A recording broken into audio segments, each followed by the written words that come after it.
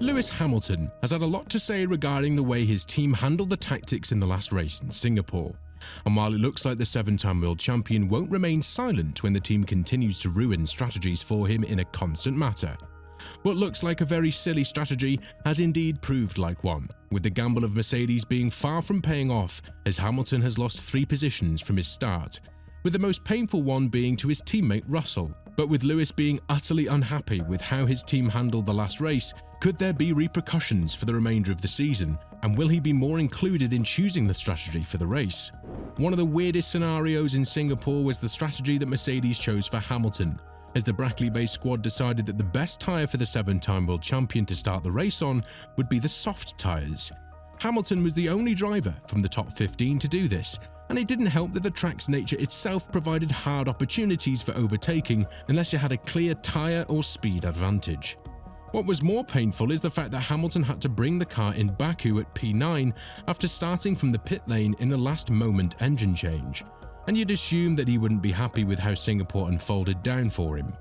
The entire race was a total chaos from the start to finish, because Hamilton was unable to do what he was hoping to do on the soft tyres, make a couple of positions up, and to make matters worse, there wasn't an early safety car on which he could have potentially capitalised by reducing the time spent in the pit lane.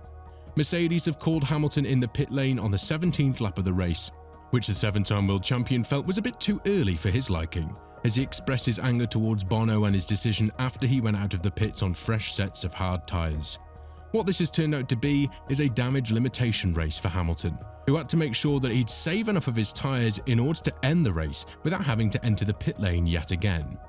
All in all, Lewis ended up P6 because he was unable to make up ground on the soft tyres from the opening lap and started to distance himself from Verstappen, which was more than a legitimate reason for Hamilton to be angry on the radio.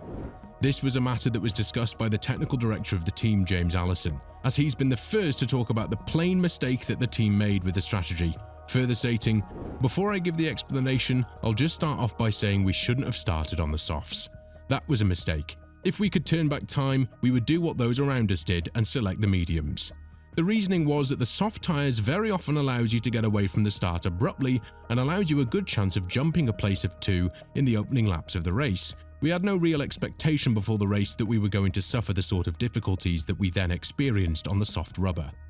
Once embarked upon the soft-hard strategy, we were considering changing to a 2-stop for Lewis at various points during the race. But although that would have put him out on fresher rubber, and he would have been swift on that fresher rubber, our calculations suggested that he would not actually have gained back the pit stop loss. What Allison has also admitted is that when Hamilton didn't get the expected places on the soft tyre in the first couple of laps, the pace started to build up around the 5th lap of the race for the other drivers, and naturally the softer tyre tends to wear up quicker in the highly demanding track of Singapore. Therefore, with Lewis not being happy with the overall behaviour of the car even before the tyre offset, and with the poor tyre management on top of it, the technical director of Mercedes admitted that the strategy killed the race for Hamilton. Of course, what this does is reignites the talk about a potential conspiracy case from Mercedes to Hamilton, in which the Silver Arrows are reportedly sabotaging his car on purpose just so that they could have Russell finish ahead of him whenever this is possible. Hamilton has denied such claims, but the F1 world might need another email or 2 being sent from the team so that we could see whether the narrative and the dynamics will shift a little bit within the Silver Arrows.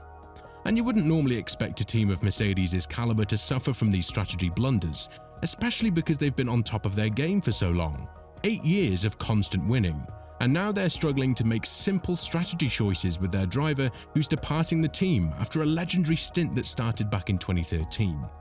Be that as it may, you would assume that Hamilton will be very upset by what happened in Singapore, and while some of his statements were quite well documented, which was likely phrased by Mercedes' PR team, the 7-time world champion has now expressed his anger and with how the team managed the strategy from the very start of the race. Of course, he obviously had a say in how the race would start for him, and maybe he vouched against this soft, hard strategy, which is a normal thing seeing that nobody around you is using it to gain positions the way that you're hoping to gain. But be that as it may, Mercedes have still decided to risk it all with this alternative choice. When talking about his anger towards the team, Hamilton said, "I know there's been a lot of chat around the last race and our strategy in Singapore, which just didn't work. When that happens, it's natural to be frustrated and easy for me to speak out in that frustration. We knew starting on soft tyres was a bold and risky move, but one that could have given us an advantage at the start, and I ultimately agreed with that recommendation. We also miscalculated what others might do.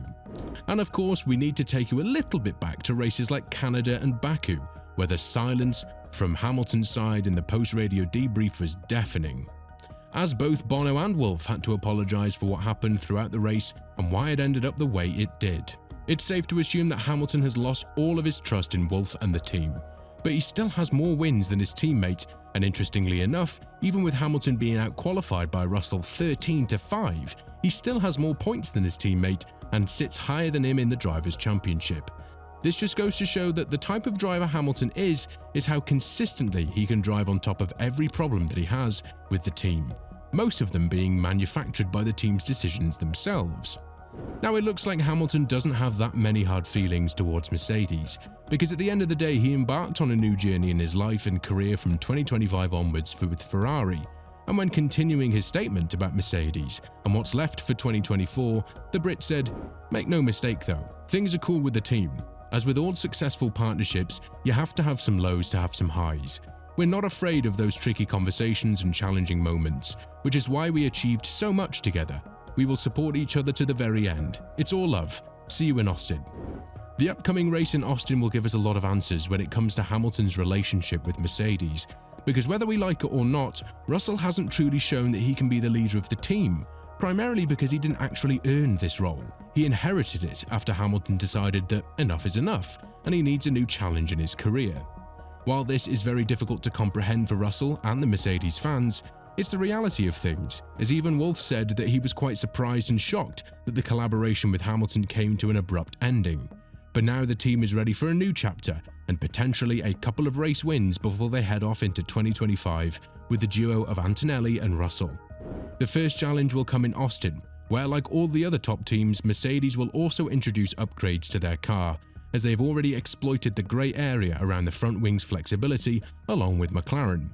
Mercedes is now sitting 4th in the Constructors' Championship, and to believe that they have what it takes to challenge either one of the top 3 teams is a bit of a far-fetched scenario, especially if you consider the fact that they've taken off the Spa floor for the remainder of the season, despite having a lot of trust in it that it will fix the issues that the W15 had beneath it. Hamilton and Russell weren't particularly happy with the behaviour of the car in the past couple of weekends, and that was clearly shown through their results. So with all of this in mind, Austin will definitely show whether Mercedes has what it takes to fight at the front and give Hamilton the send-off that he deserves after achieving so much for them.